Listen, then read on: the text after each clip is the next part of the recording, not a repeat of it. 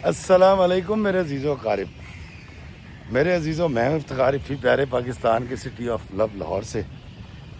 دوستو، 3 دن کی غیر حاضری کے بعد حاضر خدمت ہوں، اور میری غیر حاضری کی وجہ آپ تمام لوگ بخوبی جانتے ہیں۔ میں آپ کی دعاؤں کا بہت شکر گزار ہوں، اور آپ کی دعاؤں کا اثر میں اپنی زندگی میں دیکھ رہا ہوں اور محسوس بھی کرتا ہوں۔ میرے لیے، میری ماں، میرے بچوں، میری بیوی کے لیے، میرے بہن بھائیوں کے لیے، اور میرے مرحوم والد کے لیے اسی طرح دعائیں فرماتے رہیے گا۔ دوستو، آج میں آپ کو جو کہانی سناؤں گا یہ بڑی دلدوز کہانی ہے، ایک بہت بڑا المیہ ہے جو بڑی خاموشی سے ہو کے گزر جاتا ہے۔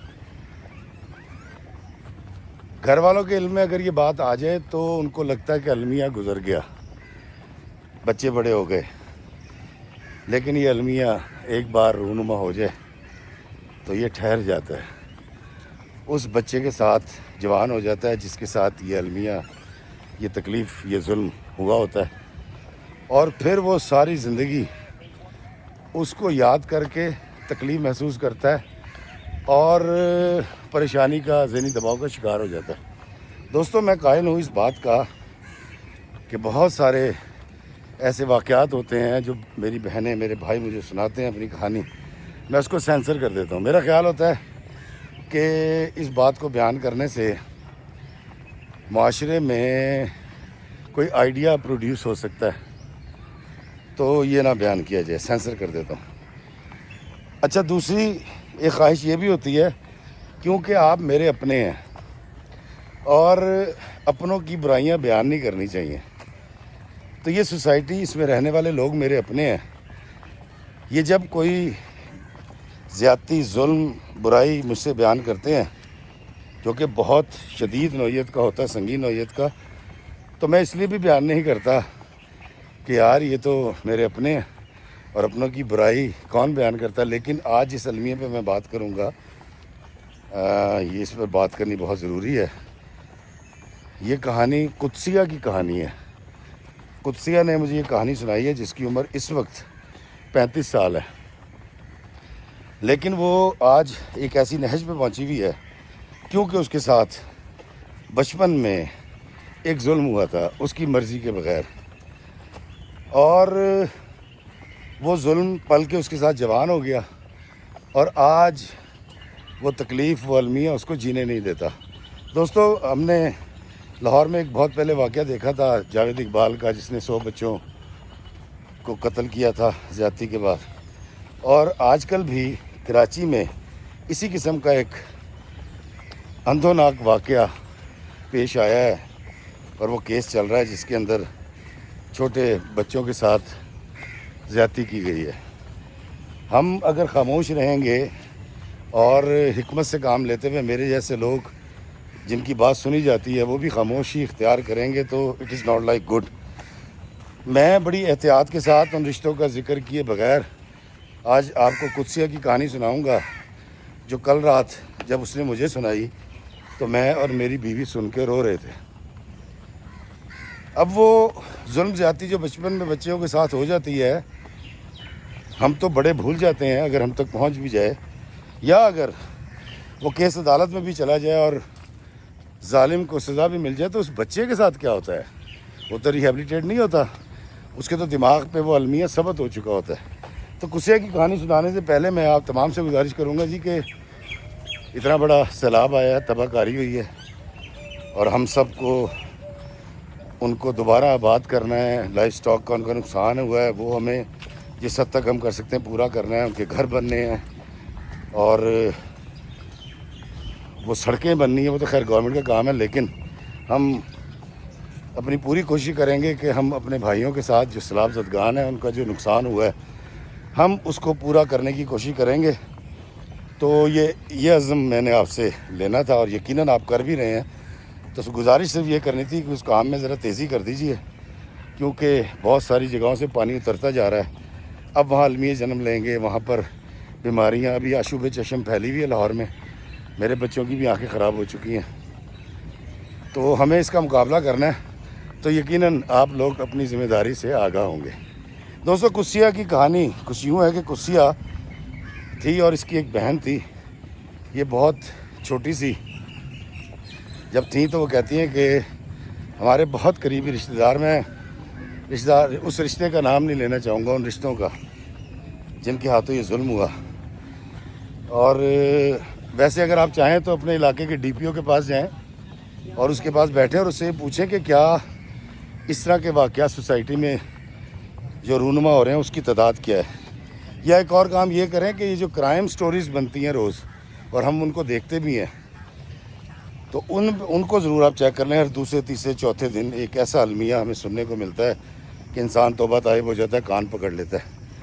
قصیہ کی ایک بہن اور تھی، یہ 2 بہنیں تھیں، اور ان کی ماں ان سے بڑی محبت کرتی تھی اور اس نے پرورش میں کوئی کمی نہیں کی تھی۔ لیکن قصیہ کہتی جب میں چھوٹی تھی تو ایک رشتے کی طرف سے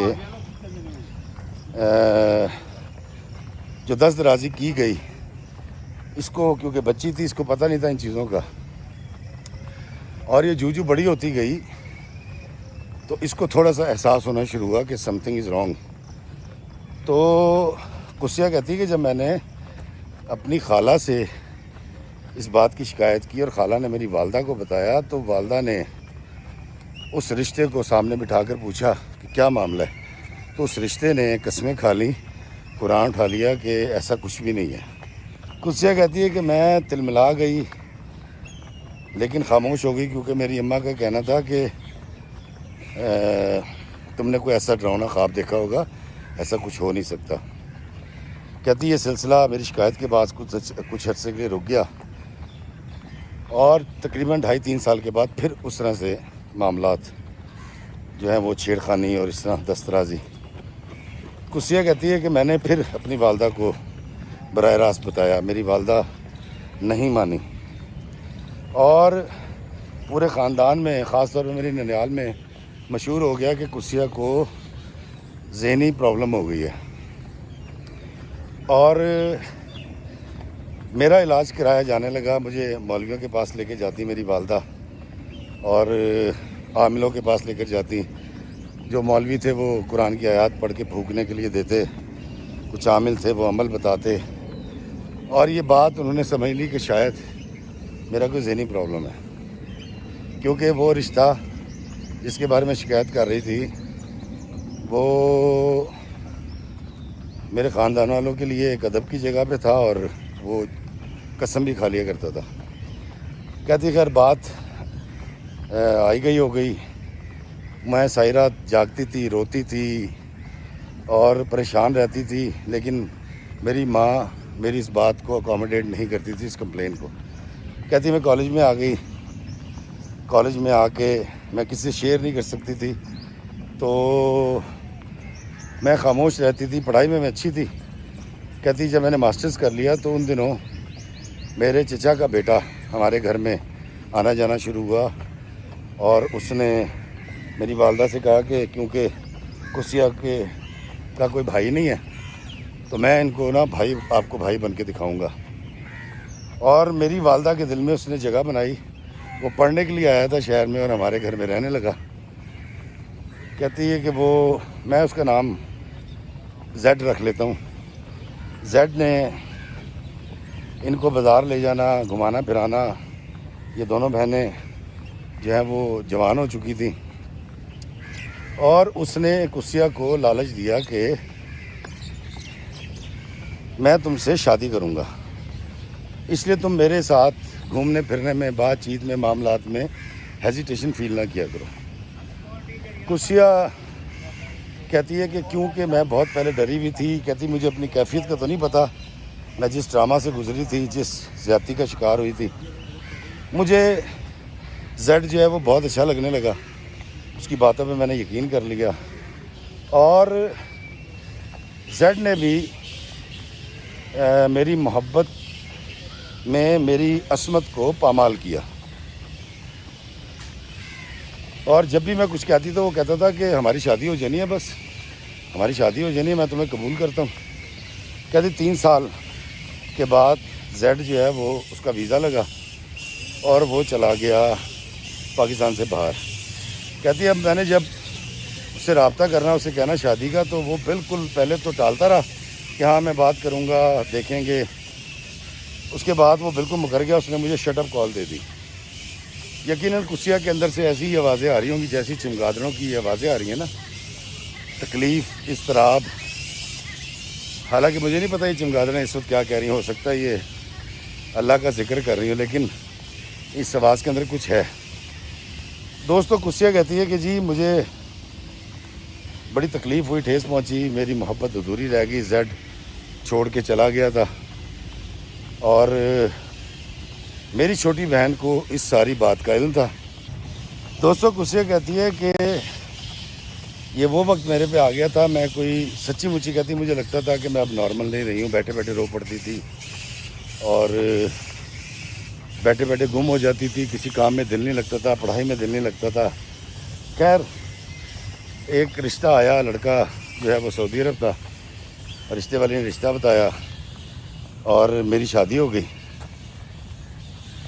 کہتی میں نے شادی کے بعد یہ طے کیا کہ میں یہ جو میرے ساتھ ہوا ہے. وعلیکم السلام, کیسے ہیں آپ؟ خیریت. یہ سارا المیہ جو ہے میں اپنے شوہر کو سناؤں گی. دوستو بندہ آ گیا, میں ذرا سے تصویر بنا لوں, ہولڈ کیجئے گا. دوستو ابھی بڑا مزے کا واقعہ ہوا. یہ جو بچہ آیا تھا تصویر بنانے, میرا فین, یہ حافظ قرآن ہے اور مدرسے سے اس کا تعلق ہے اور مدرسے میں ہی تعلیم حاصل کر رہا ہے. السلام علیکم جی. میں نے کہا آپ مجھے کیسے جانتے ہو؟ کہتا ہے جی میں آپ کے ویڈیوز دیکھتا ہوں. میں کہا اچھا اور کیا دیکھا؟ کہتا ہے جی میں تو ویڈیو بعد میں دیکھے ہیں, پہلے میں نے آپ کو دیکھا تھا پریزاد ڈرامے میں. تو میں نے کہا آپ ڈرامے دیکھتے ہو؟ کہتا نہیں جی میں ڈرامے دیکھتا نہیں ہوں, ایک کلپ آیا تھا آپ کا کمالی کا. تو کہتا ہے جی اس کے بعد میں نے وہ ڈرامہ دیکھا اور میں نے آج تک زندگی میں صرف ایک ڈرامہ دیکھا, وہ پریزاد ہے. تو وہ بچہ تھا. اچھا خیر دوستو قصیہ بہت اکیلی تھی. وہ کسی سہیلی سے بات نہیں کر سکتی تھی. ماں سے شکایت کرنے کے بعد اس نے اپنے پہ ایک لیبل لگوا لیا تھا خالوں کے ساتھ بات کر کے, جی اس کا دماغی توازن ٹھیک نہیں ہے. تو اس نے حماقت یہ کی کہ جب اس کی شادی ہوئی, جو کہ تقریباً عمر میں اس وقت اس سے 9 سال بڑا تھا اور کوئی لیبر کا کام کرتا تھا وہ سعودی عرب میں, اس نے یہ سوچا کہ میں اپنے شوہر کو ساری بات بتاؤں گی. کوئی سمجھے نہ سمجھے میرا شوہر اس بات کو سمجھے گا. اور مجھے یہ نہیں سمجھ آئی کہ وہ یہ ساری بات بتا کے کس طرح کی داد رسی چاہ رہی تھی. اور قصیہ جو ہے اسے جب مجھے یہ واقعہ سنا رہی تھی تو مجھے لگا کہ اس کو اپنے شوہر کو نہیں بتانا چاہیے. تو میں نے اسے پوچھا کہ بیٹا آپ نے پھر اپنے شوہر کو بتایا؟ تو اس نے کہا ہاں سر میں نے بتایا. میں نے کہا بیڑیاں رڑ گئی ہیں. خیر قصیہ کہتی جی کہ جب میری شادی ہوئی تو شادی کے تیسرے روز میرے شوہر باتیں کر رہے تھے اور انہوں نے مجھ سے پوچھا کہ تم نے اتنا عرصہ گزارا, تم پڑھی یونیورسٹی تک گئی, تمہیں کبھی کوئی اچھا لگا؟ تو کہتی میری آنکھوں میں آنسو آ گئے, میں رونے لگی. تو میرے شوہر نے پوچھا تم رو کیوں رہی ہو؟ تو قصیہ نے کہا کہ کیونکہ میری جو جوانی اور بچپن ہے یہ بڑا اذیت میں گزرا ہے, تو کسی کو پسند کرنے کا, دل میں جگہ دینے کا تو سوال ہی پیدا نہیں ہوتا تھا.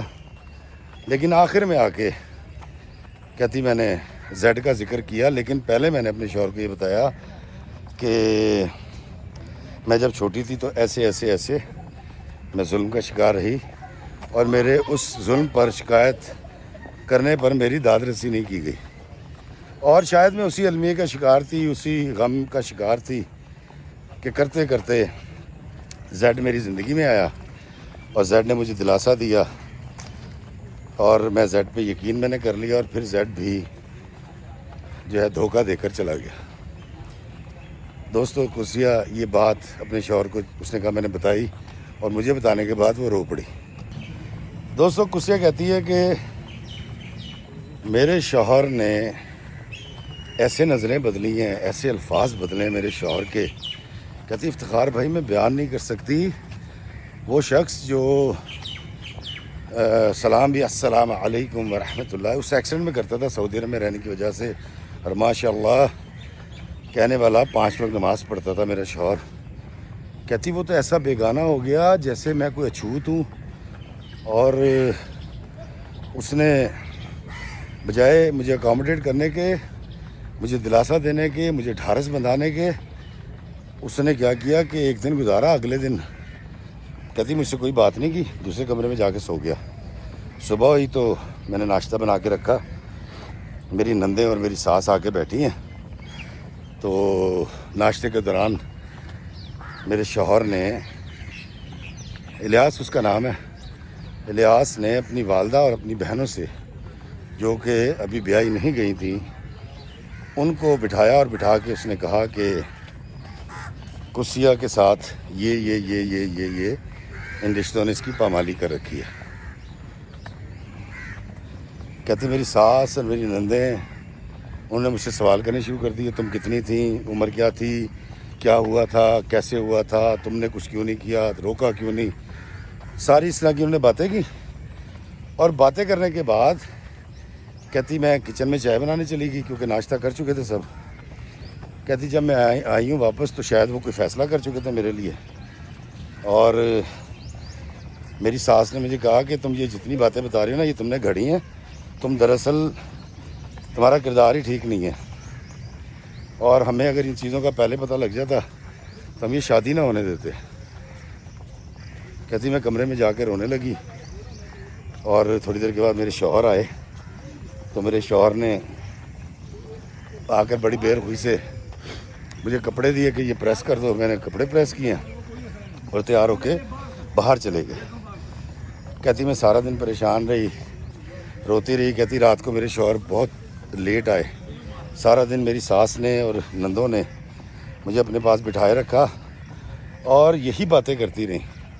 کہتی انہوں نے میری والدہ کو فون کیا کہ تم لوگوں کو شرم نہیں آتی, اگر کچھ ایسا ہوا تھا تو تمہیں ہمیں ذکر کرنا چاہیے تھا. کہتی میری والدہ فون کر کے مجھے ڈانٹ رہی تھی کہ الو تمہیں کیا ضرورت تھی بات کرنے کی. کہتی افتخار بھائی میں تھک چکی تھی, میں ایک لمبا سفر کر کے آئی تھی, مجھے کندھا چاہیے تھا سر رکھ کے رونے کے لیے, مجھے کان چاہیے تھے جو میری تکلیف سن سکیں. کہتی کسی نے نہ کندھا دیا نہ کان دیے. کہتی رات کو میرے شوہر آئے ہیں, تکیہ اٹھایا اور باہر صوفے پہ آ کے لیٹ گئے ڈائننگ روم میں. کہتی میں آئی ہوں, میں نے پیروں کی طرف بیٹھی ہوں تو اس نے مجھے ٹھڈا مارا, گرا دیا صوفے سے.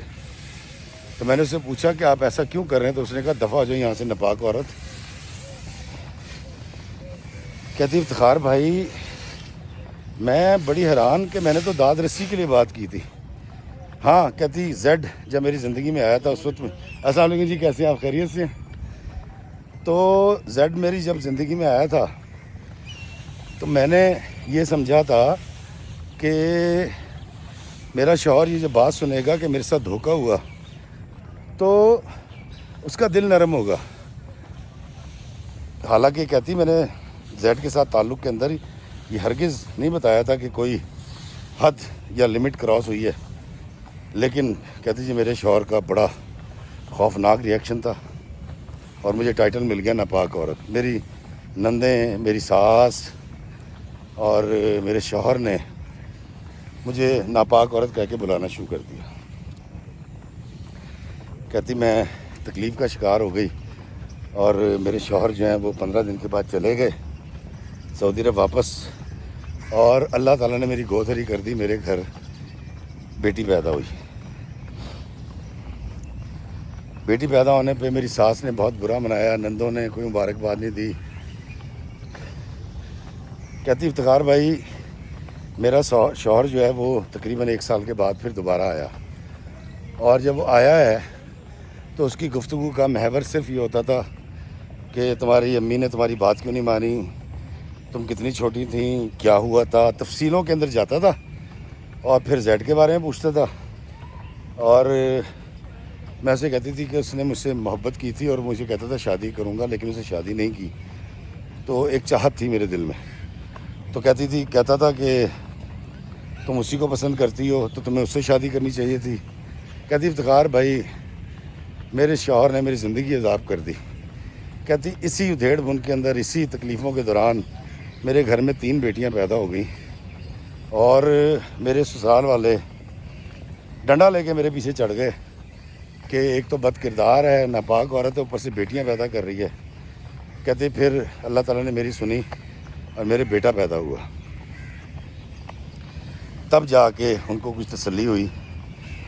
اور میرے شوہر اور میری ساس یہ کہتی تھی کہ بیٹا پیدا ہونے سے پہلے کہ اس کی تینوں بیٹیوں کا ڈی این اے کراؤ، ہمارا بیٹا تو یا ہمارا بھائی تو باہر ہوتا ہے، اس کا ڈی این اے کراؤ۔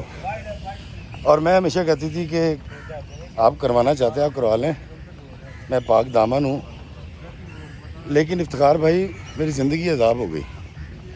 کہتی اب صورتحال یہ ہے کہ میں ماں کے گھر اس لیے نہیں جاتی، بہت کم جاتی ہوں کہ میری ماں بہت بری یادیں اس گھر سے۔ کہتے میری ماں حیات ہے، زندہ ہے، لیکن میرا ان سے جا کے ملنے کو دل نہیں کرتا۔ دوسری بات یہ ہے کہ میں ذہنی طور پہ اتنی پریشان ہو گئی ہوں، 6 مہینے میرا شوہر باہر سے نہ مجھے میسیج کرتا ہے، نہ کال ریسیو کرتا ہے، نہ مجھے کال کرتا ہے۔ پیچھے نندیں جن کی شادیاں ہو چکی ہیں وہ اب اپنے شوہروں کو بھی سب کچھ بتاتی ہیں میرے سامنے بیٹھ کے، اور ایک عجیب سا کلچر میرے گھر کا بن گیا ہے۔ میری زندگی کے وہ تکلیف دہ لمحے وہ ایسے ڈسکس کرتے ہیں جیسے کوئی لطیفہ سنا رہے ہوں۔ قدسیہ کہتی ہے کہ افتخار بھائی میرے سسرال والوں نے میری زندگی اجیرن کر دی ہے۔ میرے شوہر کے ہوتے ہوئے میں ایک بیوہ سے بھی کوئی نچلے درجے کی زندگی گزار رہی ہوں، اور اس وقت میں زندگی کی اس نہج پہ کھڑی ہوں جہاں میں سوچتی ہوں کہ اب بس موت آ جانی چاہیے۔ دوستوں میں وہ لفظ نہیں استعمال کر رہا جو اس نے مجھے کہا۔ میں نے بہت کچھ آپ سے چھپا لیا جو وہ بتا رہی تھی۔ یہ کہانی یہاں تک سنانے کے بعد میں روکتا ہوں اور میں سب سے پہلے اپنی بیٹیوں سے مخاطب ہوتا ہوں۔ میری بیٹیوں، یہ زندگی ہے اور ہم بشر ہیں، ہماری زندگی میں کمزور لمحے آ جاتے ہیں۔ جس طرح قدسیہ کی زندگی میں زیڈ آیا، زیڈ اس کا کمزور لمحہ تھا۔ اس سے پہلے والے معاملات اس وقت اس کی انٹینشنز شامل نہیں تھیں، وہ بچی تھی۔ زندگی میں کمزور لمحے آئیں گے، کوشش کیجئے گا کہ تگڑے ہو کے اس کمزور لمحے کو ڈھالیں، کیونکہ ہم بشر ہیں۔ لیکن اگر کوئی کمزور لمحہ آپ کو ڈھالے تو نموشی کے ساتھ اوپر والے کو دیکھ کے معافی مانگنا، اس کا پرچار نہیں کرنا، اپنی پردہ پوشی کرنا اور آگے چل پڑنا، اور کوشش یہ کرنا کہ آئندہ یہ کمزور لمحہ زندگی میں نہ آئے۔ لیکن اگر اس کے بعد پھر وہ کمزور لمحہ آ جاتا ہے اور آپ کو ڈھا لیتا ہے تو کوئی بات نہیں، بشر ہیں، انسان ہیں، اوپر ہمارا اللہ ہے، وہ ہمیں معاف کرے گا۔ ہم صدقے دل سے معافی مانگیں اور آگے چل پڑیں، تو کسی گلٹ کا شکار نہیں ہونا، پہلی بات۔ دوسری گزارش میں آپ کو کروں کہ جب بھی آپ کی شادی ہو، اپنے شوہر کو اپنی سابقہ زندگی کے بارے میں یہ بھی نہ بتائیں کہ میں قرآن پاک پڑھتی تھی۔ اس سے سابقہ زندگی کا سوال کے اوپر ہمیشہ ہنس کے ٹال دیں، اور اس جگہ بڑی اچھی زندگی گزری، اچھا آپ بتائیں آپ کیسے تھے، اس سے الٹا سوال کریں۔ کیونکہ ہماری سوسائٹی میں یہ دیکھنے میں آیا ہے کہ غیرت کے نام پر ہم لوگ کیا کرتے ہیں ہم سب کو پتہ ہے۔ تو اس لیے کوشش کیجئے کہ اپنے شوہر کو شادی سے پہلے کی چھوٹی چھوٹی ضرور باتیں بتائیں، فلاں ہو گیا، اس سے میری لڑائی ہو گئی، میری کزن سے ایسے ہو گیا، میری خالہ زاد بہن نے ایسے کیا، ہم نے ڈھولکی بجائی، فلاں، یہ اس طرح کی چیزیں بتائیں۔ کوئی ضرورت نہیں ہے شوہر کو اپنی سابقہ زندگی کے بارے میں بتانے کی۔ کہیں آپ کو یہ حکم نہیں دیا گیا کہ آپ پہلے اپنے شوہر کو اپنی گزری ہوئی زندگی کی ایچی بیچی بتائیں، کیونکہ زندگیاں 2 طرح کی ہوتی ہیں نا، ایک بہت اچھی ہوتی ہیں اور کچھ زندگیاں بری ہوتی ہیں جن میں المیہ ہوتے ہیں۔ تو ہمارا المیہ ہمارے ساتھ رہے، ہم اپنے شوہر کو کیوں بتائیں؟ بیٹا یہ بات یاد رکھیے گا۔ آپ نے کہنا ہے کہ مجھے زندگی میں جیسی لائف میں نے گزاری ہے اور میرے ماں باپ نے جو مجھے پروٹیکشن دی ہے، میرے بھائیوں نے، ایسی تو کسی کو ملی نہیں۔ دوسری بات میں شوہروں سے کرنا چاہوں گا، ان بچوں سے جو شوہر بننے والے ہیں یا بنیں گے یا بن چکے ہیں، کہ بیٹا مجھے ایک بات بتاؤ کہ آپ جو بیاہ کر لا رہے ہیں وہ انسان ہے نا، بشر ہے نا، اور بشر سے غلطی ہو جاتی ہے، اور ویسے بھی سوچئے گا، میری جب شادی ہوئی، میری شادی سے پہلے میری بیوی کی زندگی کیا تھی، اس کا کریکٹر کیا تھا، اس کے ساتھ کیا اچھا برا ہوا، اس سے میرا کیا تعلق ہے؟ کسی حوالے سے ثابت کر دیں، کوئی ریفرنس دے دیں کہ میں اپنی بیوی سے اس زندگی کا حساب مانگوں جو میرے نکاح میں آنے سے پہلے اس نے گزاری تھی۔ میں اکثر یورپ میں جاتا ہوں اور مجھے لوگ ملتے ہیں، بتاتے ہیں یار افتخار صاحب میں ڈنکی مار کے آیا تھا اور 37 سال کی عمر میں مجھے پاسپورٹ ملا، میں پاکستان گیا، ایک لڑکی سے شادی کی، وہ لوز کریکٹر نکل آئی۔ تو میں ان سے پوچھتا تھا کہ کیسے نکلی، تو کہتے تھے شادی سے پہلے کی یہ بات مجھے پتہ لگی۔ تو میں جب ان سے پوچھتا ہوں کہ بیٹا آپ بھی تو جوان تھے، تو وہ صاف کہتے ہیں پاجی اسی تے یورپ چ بڑے سا۔ تو بھائی جو آپ کرتے ہیں شادی سے پہلے وہ گناہ نہیں ہوتا، لیکن اگر کوئی غلطی دانستہ نادانستہ بشری تقاضا غالب آ جائے اور کسی بچی سے کوئی ایسی چیز سرزد ہو جائے، بھلے وہ عشق ہو اور کوئی حدود پار نہ کی ہوں، تو آپ اس سے نکاح سے پہلے کے بارے میں سوال کیسے کر سکتے ہیں؟ یہ بات میں آپ دونوں سے گزارش کروں گا کہ بیٹا اپنی بیوی سے نکاح سے ایک لمحے پہلے تک کی کوئی بات مت پوچھنا۔ آپ اس کی سرزنش کرنے کے، اس کی گوشمالی کرنے کے، اس کی انٹروگیشن کرنے کے حقدار نہیں ہیں، یہ اختیار آپ کو نہیں دیا گیا۔ اور میں اپنی بیٹیوں سے بھی گزارش کروں گا کہ بیٹا ویسے بھی انسانی ذہن کو نا مثبت اور پازیٹیو باتیں بتانی چاہیے، جیسے میں آپ کو بتاتا ہوں۔ المیہ میں بھی جانتا ہوں، دیکھتا بھی ہوں، میرے ارد گرد ہو رہے ہوتے ہیں، لیکن میں آپ سے بیان نہیں کرتا۔ تو ایک تو یہ میں نے گزارش کرنی تھی۔ اب دوستو صورتحال قدسیہ کی طرف آتے ہیں۔ قدسیہ کہتی ہے کہ افتخار بھائی میں اپنی زندگی کا خاتمہ چاہتی ہوں، اور وہ رو رہی تھی تو میں نے اس کو چپ کرایا اور دلاسا دیا۔ میں کہا بیٹا اللہ خیر کرے گا، اللہ تعالیٰ سے امید رکھو۔ اس نے دراصل اس نیک نیتی کے تحت اس کو لگا کہ میں اس کے نکاح میں آئی ہوں، تو میں اگر نکاح سے پہلے کی زندگی اس سے ڈسکس نہیں کروں گی تو اس کو لگا کہ کہیں میں کوئی زیادتی کروں گی، شوہر کے ساتھ حق تلفی کروں گی۔ اب اس نے اس سوچ کے پیش نظر اپنے شوہر سے بات کر دی۔ اب شوہر سے بات اس لیے بھی کی تھی کہ یہ بات یہ کسی سے کر نہیں سکتی تھی، لیکن شوہر کا رشتہ تو ایسا رشتہ ہوتا ہے نا جو ہمیں کچتا ہے، ہمیں مطلب بیویوں کی بات کر رہا ہوں، بیویوں کو پالتا ہے، ان کی داد رسی کرتا ہے، ان کی ریسپیکٹ کرتا ہے، ان کو کپڑے لا کے دیتا ہے، ان کی کفالت کرتا ہے۔ تو اس کو ایسا لگا کہ میری سوچوں کی کفالت بھی میرا شوہر کرے گا، لیکن ایسا نہیں ہوا۔ دوستوں میں آپ کو بتاؤں کہ جب ایک جاوید اقبال کی بات کر لیتے ہیں، جو قاتل کا ایک کہانی آئی تھی جس نے 100 بچوں کو زیادتی کے بعد قتل کیا تھا۔ جب ایک بچے کے ساتھ زیادتی ہوتی ہے اور اس کی جان لے لی جاتی ہے تو وہ تو چلا جاتا ہے، لیکن ایسا بچہ یا ایسی بچی جو اس طرح کے المیوں سے گزرتے ہیں، اس طرح کے ٹراما سے گزرتے ہیں، اس طرح کے ظلم کا شکار ہوتے ہیں، وہ ایک دن میں 100 بار مرتے ہیں اور جیتے ہیں۔ ان کی ذہنی کیفیت خراب ہو جاتی ہے، بگڑ جاتی ہے۔